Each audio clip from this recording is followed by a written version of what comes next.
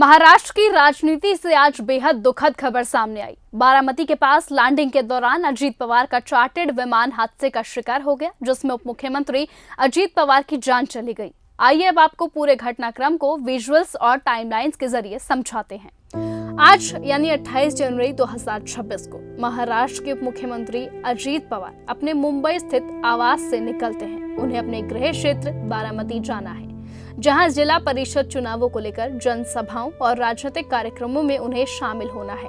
तय कार्यक्रम के मुताबिक वो मुंबई एयरपोर्ट पहुंचते हैं। यहां उनके लिए एक निजी चार्टर्ड विमान तैयार खड़ा है।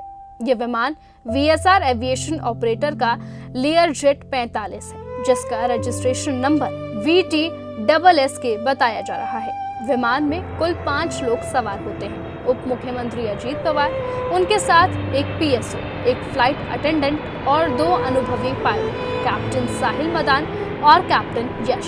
सुबह करीबन 7 बजे ये विमान मुंबई से बारामती के लिए उड़ान भरता है। उड़ान के शुरुआती हिस्से में सब कुछ सामान्य होता है। सूत्रों के मुताबिक उड़ान के दौरान एयर ट्रैफिक कंट्रोल को किसी भी तरह का आपात संदेश नहीं दिया गया, लेकिन अचानक सुबह करीबन 8:45 पर जब विमान बारामती एयरपोर्ट के पास पहुंचता है और लैंडिंग की प्रक्रिया शुरू होती है, तभी से हालात बिगड़ना चालू हो जाते हैं। प्रारंभिक जानकारी के मुताबिक लैंडिंग के दौरान विमान में तकनीकी गड़बड़ी आती है। पायलट विमान को नियंत्रण करने की पूरी कोशिश करते हैं, लेकिन विमान रनवे को टच करते ही असंतुलित हो जाता है।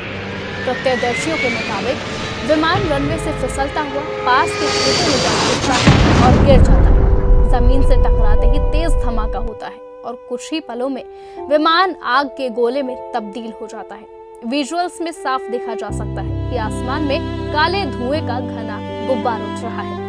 आग इतनी भीषण होती है कि स्थानीय लोग और बाद में पहुंची दमकल व राहत बचाव की टीमें भी चाहकर विमान के भीतर फंसे लोगों तक नहीं पहुंच पाती। पूरा विमान जलकर खाक हो जाता है और चारों ओर मलबा बिखर जाता है। हादसे की शुरुआती वीडियोस और तस्वीरों में साफ देखा जा सकता है कि विमान पूरी तरह से नष्ट हो चुका है और आसपास की जमीन तक झुलस गई है। फिलहाल रिपोर्ट्स के मुताबिक विमान में सवार कोई भी व्यक्ति जीवित नहीं बच पाया। इनमें उप मुख्यमंत्री अजीत पवार के साथ साथ उनके PSO, फ्लाइट अटेंडेंट और दोनों पायलट्स शामिल बताए गए हैं। हादसे की खबर मिलते ही महाराष्ट्र की राजनीति में शोक लहर दौड़ जाती है। सुप्रिया सुले बारामती के लिए रवाना हुई। अजीत पवार के परिवार के सदस्य भी घटनास्थल की ओर निकले। सुरक्षा कारणों से बारामती एयरपोर्ट को बंद कर दिया गया है और सभी उड़ानों पर रोक लगा दी गई है। फिलहाल DGCA और अन्य जांच एजेंसियों ने इस हादसे की उच्च स्तरीय जांच के आदेश दे दिए हैं। ब्लैक बॉक्स की तलाशी लगातार जारी है और सभी की निगाहें आधिकारिक पुष्टि और जांच रिपोर्ट पर टिकी है। ये सिर्फ एक विमान हादसा नहीं, बल्कि महाराष्ट्र की राजनीति के लिए एक बहुत बड़ा और दर्दनाक झटका माना जा रहा है। न्यूज गंगा और उसकी पूरी टीम की ओर से हम भी महाराष्ट्र के उप मुख्यमंत्री अजीत पवार को विनम्र श्रद्धांजलि अर्पित करते हैं।